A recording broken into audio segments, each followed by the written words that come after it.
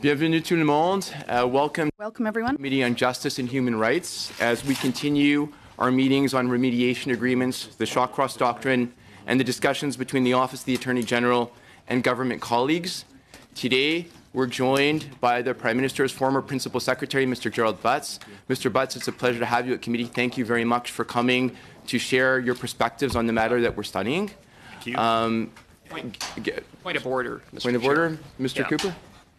Thank you, Mr. Chair. Before we begin, given the severity of the claims that have been leveled against Mr. Butts by the former Attorney General, and given that this matter has been referred to the RCMP, or a request has been made for the RCMP to investigate, I believe that it is appropriate in the circumstances that Mr. Butts be sworn in pursuant to Section 10 sub 3 of the Parliament of Canada Act, so that he can answer questions under oath, and that if he fails to tell this committee the truth and provide the answers that Canadians deserve, that he would not only be liable to being found in contempt of Parliament, but that he would also be liable for criminal perjury charges. Now, I recognize that this is really in the hands of the Liberal majority on the committee, and I would implore my colleagues opposite to support this motion, do the right thing, and if Mr. Butts has really nothing to hide, then I think he'd be quite open to taking the oath. So, Mr. Cooper, as you know, you can't make a motion on a point of order. Given the importance of this, I'll allow, in any case, to have a motion put forward for Mr. Butts to be sworn in. I will point out what the clerk has told us at previous meetings when this issue has arisen, that nobody has been sworn in at this committee in at least 25 years, that somebody who is a witness, no matter who they are, is bound to tell the truth at committee. They have to. They can otherwise be found in contempt of Parliament. As Mr. Cooper pointed out, the distinction being that if Parliament is prepared to waive parliamentary privilege, which it has not done since Confederation, then a witness could potentially be liable for contempt. So since Mr. Cooper has previously made this motion, and I know we all want to get to the witness's testimony, may I suggest we just move to a vote on the motion, Mr. Cooper? Yes, Mr. Chair. Perfect. So would you like a recorded vote, Mr. Barrett? Okay, so Mr. Clerk, will you do a recorded vote, please? And this is on Mr. Cooper's motion to swear the witness in. D'accord. Monsieur Boissonneau? No. Mr. Sassi? No. Mr. Fraser? No. Ms. Khalid? No. Mr. McKinnon? No. Mr. Barrett? Yes. Mr. Cooper? Yes. Ms. Raitt? Yes. Mr. Rankin? Yes. Yeas pour 4, 4, and nays contre 5, 5. Merci, Monsieur de Creffier, dont le... Thank you, Clerk. This motion was defeated. Yes, in a similar vein, I just had a couple of preliminaries. I think you've done this in other contexts, but I'd like to ask if you would remind all members the need to make sure the questions are relevant to the mandate that you've set out. That's number one. Number two, if the witness has a statement, a written statement like Ms. Wilson-Raybould did, I'd ask that it be distributed so we could study it. Thirdly, I'd ask that you allow this witness the same courtesy that you allowed Ms. Wilson-Raybould, namely to stay a little longer if there's a need to do so. Thank you, Mr. Rankin. Yes, so number one, the witness has kindly provided a written statement. It's being copied now, and it will be, I believe copies are now available in both English and French. It will be distributed to the committee members and the other members at the table. With respect to the second question, my suggestion is I think we have a time within the scope of the 2 hours to go at least 3 rounds of questions. So we will at least do that, and then we'll see where we are. And I will also, in the third round, I'll ask the committee if they're willing to have Ms. May and Mr. Weir and people from other parties get 3 minutes, as I have previously done. With respect to the third, I will deal with questions in the line of questions when we hear the witness's statement, but I'll remind everybody, of course, what you have suggested, Mr. Rankin. Thank you very much. Point of order, Mr. Chair. While I recognize that Liberal members have voted against my motion to swear Mr. Butts in, I see no reason why he might not voluntarily offer to be sworn in. Thank you, Mr. Cooper. I don't know that that's a point of order. So we're going to need, Mr. Cooper. Given point of order, Mr. Chair. Perhaps he'd be given the opportunity. Okay. Thank you, Mr. Cooper. I'm going to move back. So I guess so. You just would prefer to ignore a simple request, but perhaps he'd be given an opportunity. Is that a point of order? That he be asked?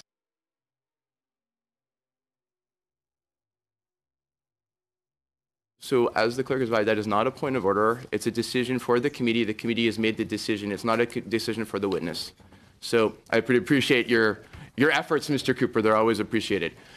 So coming back, so Mr. Butts, before we moved on to the points of order, you've been given 30 minutes. That's exceptional for the committee, so I don't want future witnesses to consider it a precedent, but we think it's really important for you to be allowed to give your version of events. And now I'm going to give you the floor, and I appreciate you being here with us. Thank you very much. I can assure all members of this committee that I will tell the truth. Thank you for having me here today. I would like to acknowledge that we are on the ancestral lands of the Algonquin people. I am not here to quarrel with the former Attorney General or to say a single negative word about her personally. What I am here to do is to give evidence that what happened last fall is in fact very different from the version of events you heard last week. It is based on direct communications with the former Attorney General and her staff, contemporaneous notes I took in meetings I attended personally, and debriefs from people who attended meetings I did not. I want to make 3 important points. First, everyone working on this file knew that the decision to direct the DPP to enter into negotiations toward a remediation agreement was the Attorney General's to make, and the Attorney General's alone.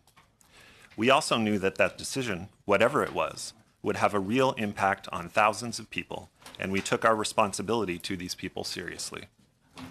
Second, I will provide you with detailed evidence that the January cabinet shuffle had nothing whatsoever to do with SNC-Lavalin. Third, this is a story of 2 people who hold high office, the Prime Minister and the former Attorney General, both of whom did their jobs to the best of their abilities, as did their respective staff. However, a breakdown in the trust that held the relationship together occurred, and as the point person in PMO for the Attorney General, I take responsibility for that breakdown. The Prime Minister gave and maintained clear direction to the PMO and PCO on this file. That direction was to make sure the thousands of people whose jobs were, and it bears repeating, are at risk, were at the forefront of our minds at all times. If anything could be done to protect those innocent people, we were told to work with the professional public service to make sure that option would be given every due consideration. He told us to keep in mind at all times that the decision to direct the DPP rests with the Attorney General and the Attorney General alone. We implemented that direction faithfully and with integrity. I was personally involved in the file on only a few occasions, but it was principally my responsibility to ensure that the Prime Minister's direction was followed by PMO staff. I have no doubt that they did so to the highest standards. So it was and is the Attorney General's decision to make. It would, however, be Canadians' decision to live with.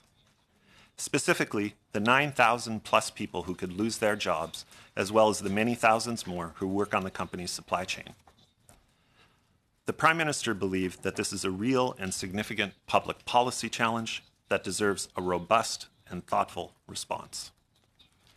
At no time did the Prime Minister or anyone in the government direct or ask the Attorney General to negotiate a remediation agreement.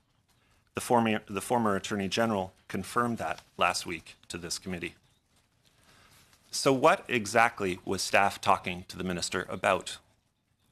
We had a view, which was informed by Department of Justice advice, that it would be appropriate for her to seek independent advice from an eminent Canadian jurist or panel of jurists.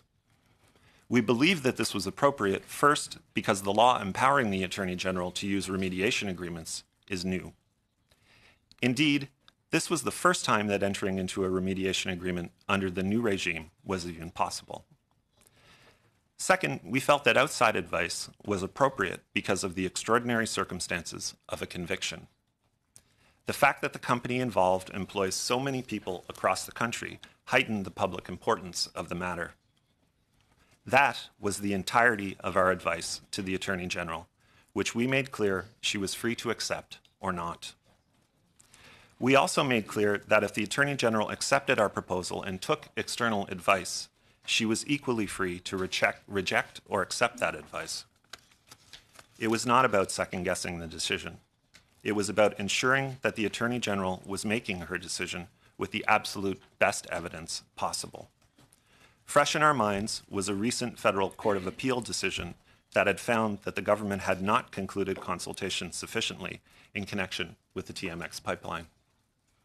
That was the substance of the discussions that the PMO had with the Attorney General and the Attorney General's office.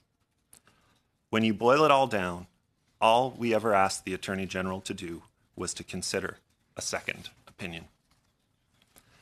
I am not a lawyer, but I have extensive experience in government. When 9,000 people's jobs are at stake, it is a public policy problem. It was our obligation to exhaustively consider options the law allows and to be forthright with people in explaining the Attorney General's decision, in order to be able to demonstrate that the decision was taken with great care and careful consideration of their livelihoods. We learned last week that the DPP made her decision not to pursue a remediation agreement on September the 4th, and that the Attorney General was out of the country until September the 12th. In that version of events, the Attorney General made the final decision after weighing all of the public interest matters and a new law involved in just 12 days. Imagine for a moment that on September the 16th, the day the former Attorney General told this committee the decision was made, firmly and finally, that she made a public announcement to inform Canadians of that decision. What would be the rationale? In fact, I learned for the first time while watching the former Attorney General's testimony that she had made a final decision on the 16th of September. My understanding is that nobody in the PMO or PCO knew that at that time either. In fact, it is not, to my knowledge, how the law works. My understanding, which was informed by the public service and lawyers in the PMO, is that the Attorney General's power to direct the DPP extends until the time a verdict is rendered. My further understanding is that the Attorney General is free to take advice on the decision up until that point and is obligated to bring fresh eyes to new evidence. I believe the former Attorney General confirmed this in her appearance here last week. The DPP considered the matter again itself in late September when new evidence was presented by the company, and the DPP made a fresh decision on October the 9th, 2018. It was in that spirit that Mathieu Bouchard and Elder Marquez had a discussion with the former Attorney General on November 22nd, 2018. They discussed a memo prepared by lawyers in the Department of Justice that described the option to seek counsel from an eminent jurist. It was also the subject of my and the Prime Minister's Chief of Staff's one meeting on this file with the Attorney General's Chief of Staff, which I will happily answer questions about. In any case, that was our operating assumption. The decision wasn't made, and we were free to inform it with advice. In the end, it was the Attorney General's alone to make, and it would be for all of us to explain. Most important, it would be for many thousands of people to live with. Following the September 17th meeting with the Attorney General had with the Clerk and the Prime Minister, I was debriefed that the next step on the file would be to have the Clerk and Deputy Minister of Justice meet with the Minister. That is my full recollection of the content of that meeting, which I can confirm I did not attend. That seemed like a prudent course of action to me, and I went back to doing what I was doing pretty much 24/7 in September, which was working on the NAFTA negotiations. If the Attorney General had made a decision and communicated it to the Prime Minister and Clerk, why would there be a next step at all? Why would the Attorney General take and solicit meetings on a closed matter? Moreover, why would the Attorney General not communicate her final decision in writing to the Prime Minister? Minister Wilson-Raybould's preferred method of communicating complex or important matters is in writing, which I very much appreciate. I have studied lengthy memos from the former minister on subjects as diverse as the appointment of a Supreme Court justice, the TMX pipeline process, and the work of the Cabinet Committee on Reconciliation. Yet in all our texts and emails, which begin the summer of 2013, there is not a single mention of this file or anyone's conduct on this file until during the Cabinet shuffle.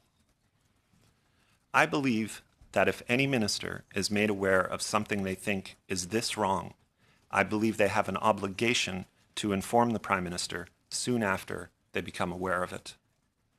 I spoke with the former Attorney General once on this file, on December 5th, 2018. In 3.5 years in government, we had one brief discussion about it. She raised it with me at the end of a 2-hour dinner at the Chateau Laurier Hotel. She requested the meeting via text message a few days earlier. On November 26, she wrote, "Hey there, GB, do you want to chat? I have a number of things to bring up. Maybe you do as well. Tomorrow after Cabinet, perhaps. Thanks, Jode." I replied, "Sure, I'm heading to Toronto right after, but could delay 10 minutes. She replied, "Happy to chat another time with you if heading to TO. Think this convo may be a bit longer than 10 minutes. We could not arrange our schedules to meet for a couple of weeks. It was a busy time. We were preparing for the G20, the new NAFTA signing ceremony, and the first Ministers meeting with Premier Ford. Minister Wilson-Raybould solicited the meeting with me. She also raised the subject with me. She asked if I had a view on the file, and I said I understood our offices were working together on ideas. We talked briefly about the idea of asking a retired Supreme Court justice for advice, but I noted that I had no expertise in the matter. I believe that the Harper comment she referred to was in the context of that discussion, Mr. Chair. She said that what Elder and Mathieu were proposing had never been done before. I said my understanding is that remediation agreements are brand new to Canada, and that the PPSC itself was not very old, having been brought into being during the Harper years. I was not making a partisan point, Mr. Chair. My suggestion was that it is a legitimate public policy discussion to have in this circumstance, and it would help clarify the Attorney General's powers in this and any subsequent case. I suggested she speak with the clerk or the public service for more expert advice. I said that it was her call, and I knew it was her call. I have no memory of her asking me to do anything or to speak with staff about any aspect of this file. At no time did the former Attorney General suggest to me that Elder and Mathieu had done anything wrong. The context of that meeting for me is that we hadn't seen each other in a while. We had both been busy with files that were not related to each other, and the minister and I hadn't really had a chance to have a good catch-up since we last had dinner at the end of July. I talked mostly about climate change, the pollution pricing policy, the Saskatchewan court challenge, and the strategy to deal with the First Ministers meeting. I also asked her advice on the LAV contract with Saudi Arabia. She had on her mind the civil litigation directive regarding Indigenous peoples and various other matters unrelated to the file you are examining. We parted that meeting as friends and colleagues and exchanged personal text messages a couple of hours later. I wrote, "Nice to see you." She replied, "Nice to see you too. Thanks for the convo. Please say hello to the PM. Heard him speaking my language in his speech. Good luck in Montreal. We stick to our guns/plan. We will be good."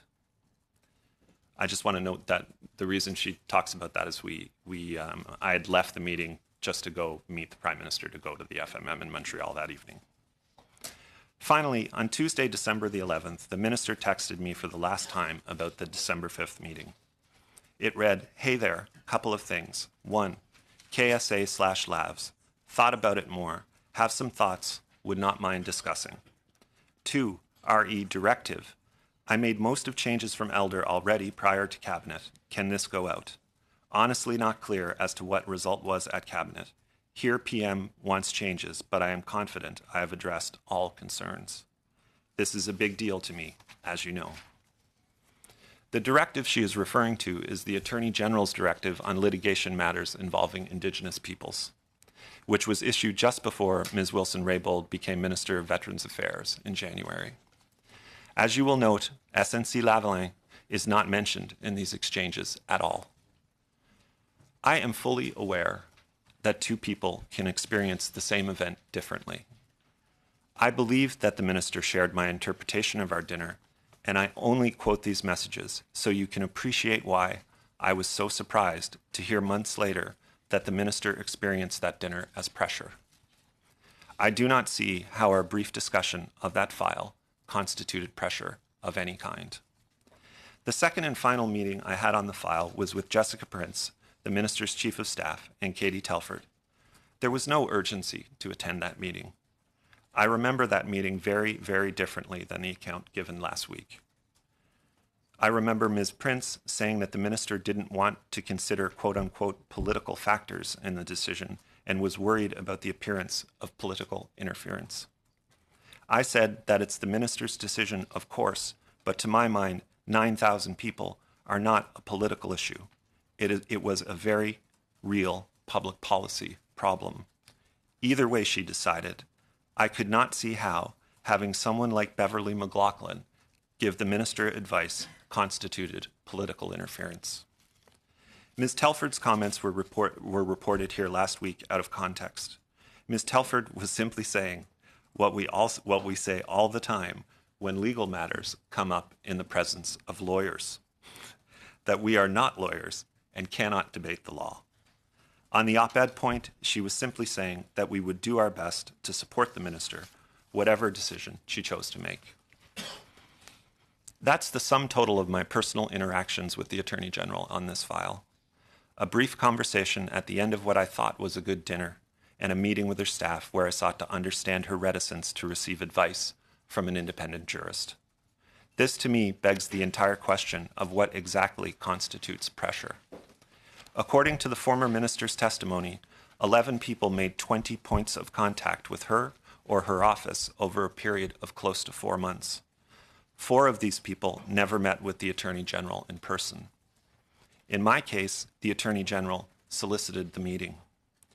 That's 2 meetings and 2 phone calls per month for the minister and her office on an issue that could cost a minimum of 9,000 jobs. The minister confirmed last week that nobody ever asked her to make or not make the decision. You now know that the subject of those interactions was whether she would take independent, external advice on the matter. Mr. Chair, we did what those 9,000 people would have every right to expect of their Prime Minister. The Attorney General could have written or spoken to the Prime Minister at any time during this process to say attempts to contact her office on the meeting were improper and they should cease immediately. The minister could have told the people who raised it with her that they were close to or crossing a line. The minister could have texted or emailed me at any time. However, the PMO's interactions with the Attorney General's office were only called into question by the Attorney General at the time of the cabinet shuffle. I'd like now to turn to my role in providing advice for that shuffle. The January cabinet shuffle had absolutely nothing to do with SNC-Lavalin. In fact, I spent at least as much time working to prevent the shuffle from happening as in preparing my advice for it. On December the 12th, Minister Bryson approached me and Ms. Telford to tell us he was not running again and that he would tell the Prime Minister later that day. The minister said he didn't have to leave cabinet right away, but that he was going to tell his constituents 2 or 3 days later. We did all we could to dissuade him to take Christmas to think about it and at least give the Prime Minister a chance to talk him out of it. It would trigger a cabinet shuffle, and the Prime Minister was happy with the team he had. I immediately sought help from the people who know Minister Bryson well to talk him out of it, at home in Nova Scotia and here in Ottawa. We spent the next couple of weeks trying to get him to stay. Not to give away political strategy in this forum, but my main political concern was our position in Nova Scotia. Mr. Casey had announced his retirement, and Mr. Fraser had told us he was thinking of not running again, but he had not yet announced. I knew that if the Prime Minister chose a minister from the class of 2015, Mr. Cuzner and Mr. Eiking could interpret that as a signal and perhaps not run again either. In short, in the span of a few months, we would go from holding all 11 seats in Nova Scotia with strong incumbents to having 5 of them open in the next election. Minister Bryson's departure would put us in a difficult position. Nobody is irreplaceable in government, but Minister Bryson was very important to our team. Neither the Prime Minister nor anyone around him wanted a cabinet shuffle to happen at all. Why is this all so important? If Minister Bryson had not resigned, Minister Wilson-Raybould would still be Minister of Justice today. That is a fact, and facts are very stubborn things. Cabinet selections are among the most difficult tasks for any First Minister. I've advised 2 First Ministers on 13 of them. They're all unique. In this case, the Prime Minister would have just a handful of days to factor in all of these complex considerations. And I can say to you with absolute certainty that SNC-Lavalin was not one of them. The Prime Minister directed us to think about options over the holidays, just in case. He told us he wanted to move the fewest number of people possible. He said he had done his pre-election cabinet shuffle in the summer and wanted to minimize the disruption. He reminded us the Treasury Board is an important job that few people outside Ottawa understand, but that it was vital for the basic functions of government. So we came back after Christmas to the news that Minister Bryson would indeed resign. This left us 2 large challenges. We needed a Nova Scotia minister and a Treasury Board chair with ministerial experience. No Nova Scotian except Mr. Regan had been a minister before, and he is the Speaker of the House of Commons. All signs pointed to Minister Philpott moving to Treasury Board. She had been Vice Chair, so she had the experience to do the job. The Prime Minister agreed with this, but he was worried about the signal it would send to Indigenous people. This, to me, is the saddest part of this whole story. Indigenous people have been sent precisely the opposite message from the one the Prime Minister intended. The most valuable thing in any government is the First Minister's time. The Prime Minister spends a lot of his on Indigenous issues. A lot. He cares about the relationship deeply. He was preoccupied with the fact that we had the Child and Family Services legislation coming up. He thought it would be one of the most important bills that the government would pass. He wanted a person in Indigenous services who would send a strong signal that the work would keep going at the same pace and that the file would have the same personal prominence for him. The right, and perhaps only person who could do that, was Minister Wilson-Raybould. The Prime Minister knew there were several capable and experienced lawyers in caucus. The short list for justice included several eminent lawyers with good backgrounds, including David Lametti. The Prime Minister chose Mr. Lametti because he is a distinguished McGill Law professor with graduate degrees from Yale and Oxford. He was also aware that it would raise eyebrows if he had 3 ministers and very large portfolios who all represented ridings on the subway line in downtown Toronto. That was the context in which the Prime Minister made the decision to move Minister Wilson-Raybould.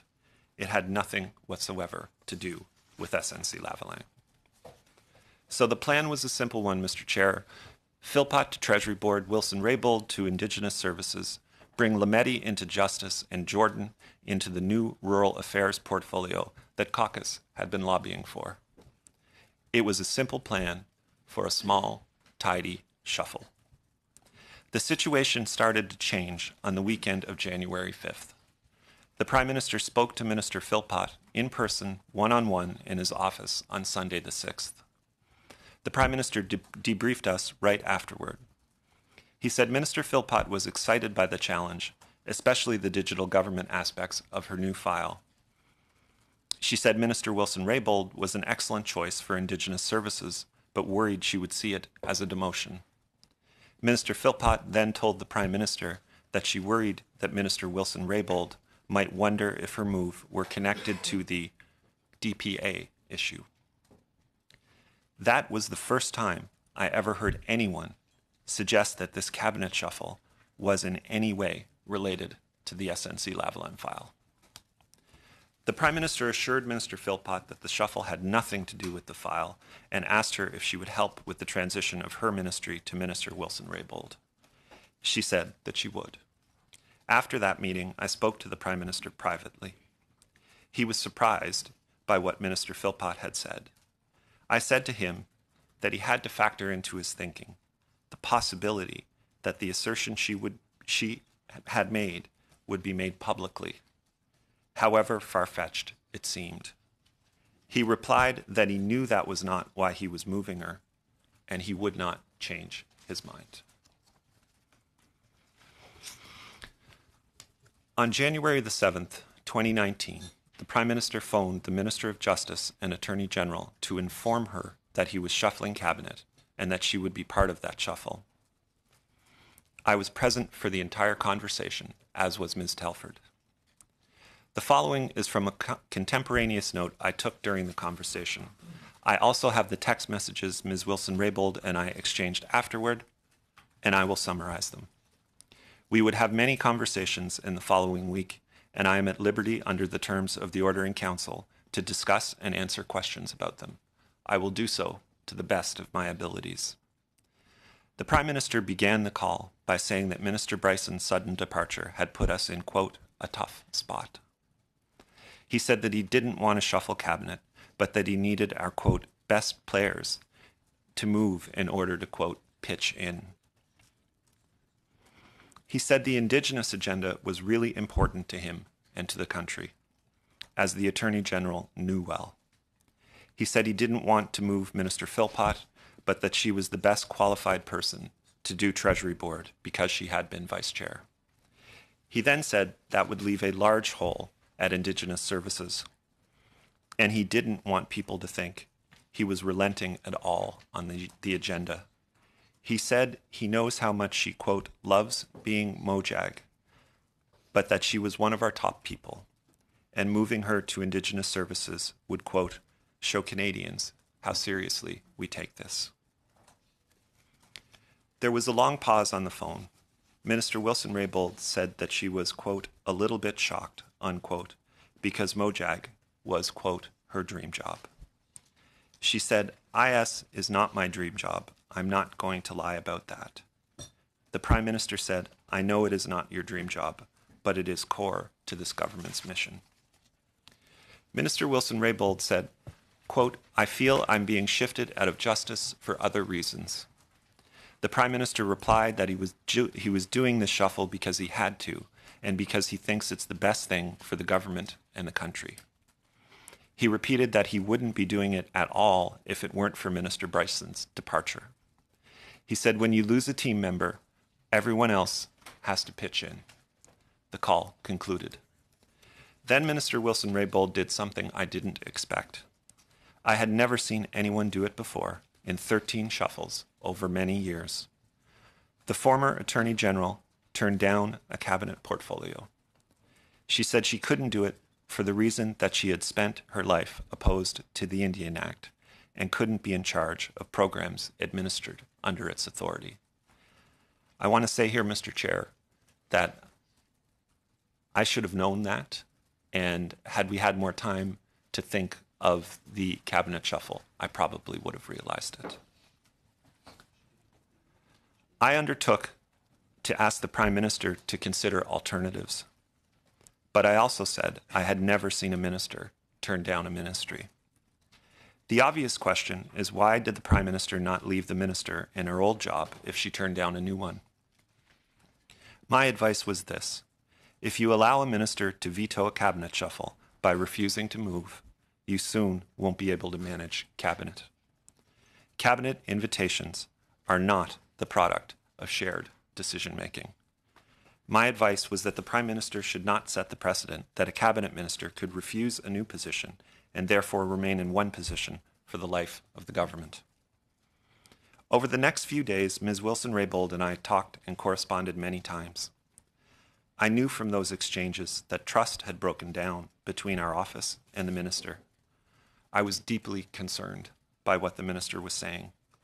I tried to counter her misapprehensions with repeated and, believe me, honest efforts.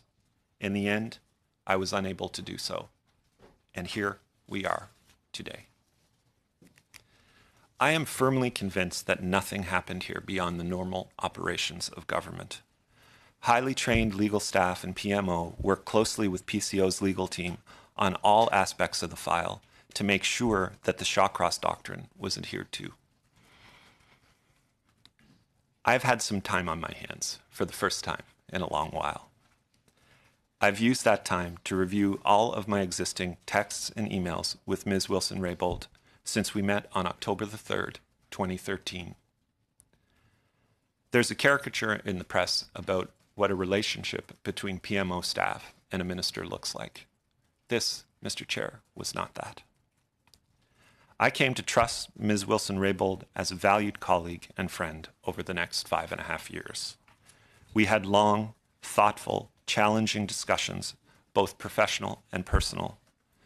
She and her husband, Tim, have had dinner at my house with my wife, Jody, and our children. To you, Chair, and to members of this committee, I want you to know this. I know it from long personal experience with the Prime Minister. If something improper had been happening, and that impropriety had been made known to him, the Prime Minister would have put a stop to it, even if the impropriety were his own. I deeply regret that the former minister's trust and faith in the many colleagues she served alongside for 3.5 years has eroded so much. And I take my fair share of responsibility for that state of affairs. But what is happening here is not fair to the people named in her statement. They are good, hardworking people of extraordinary talent and integrity. They care deeply about their country, and they and their families have sacrificed much so they can serve it. I suspect that, like me, they learned of the former Attorney General's specific allegations against them for the first time last week, while watching this committee's proceedings.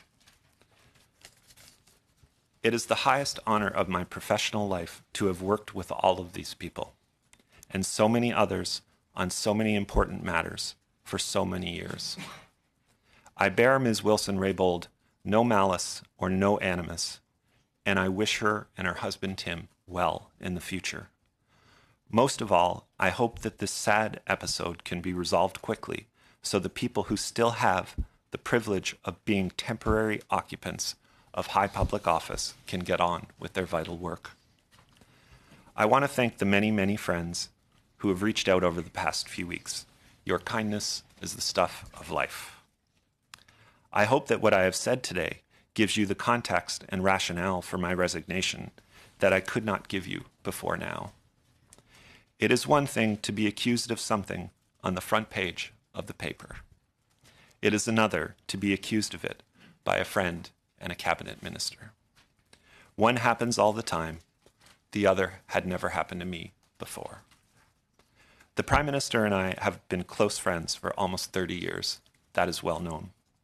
If I stayed on, his actions or inactions toward me could have been used to accuse him of playing favorites, that he was choosing his best friend over a minister.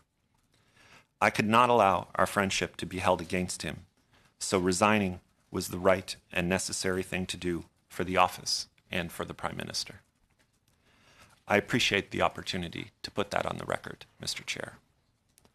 I hope my testimony today will provide the necessary information to allow the people I have worked with on critical issues, from climate change to job creation to helping people escape poverty, to refocus their energies and efforts on their vital work.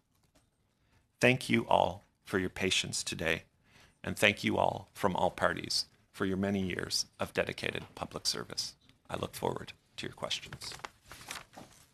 Thank you very much, Mr. Butts, and thank you for your public service as well.